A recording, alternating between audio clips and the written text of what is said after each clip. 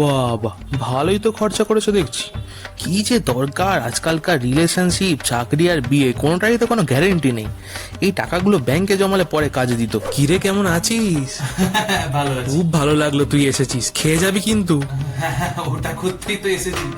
না না, মানে হ্যাঁ, খেয়ে যাবো খেয়ে যাবো। বলছি স্টলটা কোন দিকে বসেছে? আরে আলুটাকে আর একটু বেশি করে মশলা দিয়ে মাখো, কোনো টেস্টই হয়নি। ফ্রি বলে কি যেমন তেমন করে চালিয়ে দেবে নাকি? কিরে, তুই এখানে সেই কখন থেকে খুঁজছি, ওদিকে বর এসে গেছে। তো বর এসছে তো আমাকে খুঁজছিস কেন? বর এসছে, বউকে নিয়ে যা। আমাকে খেতে দে তো, ডিস্টার্ব করিস না খাওয়ার সময়। কিরে, কি করছিস এখন? তোর বিয়েটা কবে খাচ্ছি?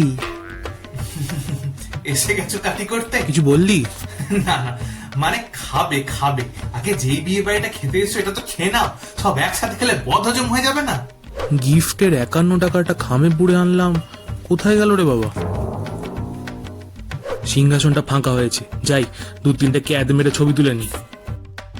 মেন কোর্সের খাওয়া দাওয়া শুরু হলো। এ বাবা, মটন নয় চিকেন। ধুর, 51 টাকাটা ফালতু চলে গেল। এরকম জানলে 11 টাকা নিয়ে আসতাম। খাওয়াটা বেশি হয়ে গেল, যাই বাড়ি যাই, ঘুম পাচ্ছে। এই রে, বিয়ের নিমন্ত্রণে গেলাম, বর বউকে তো দেখা হলো না।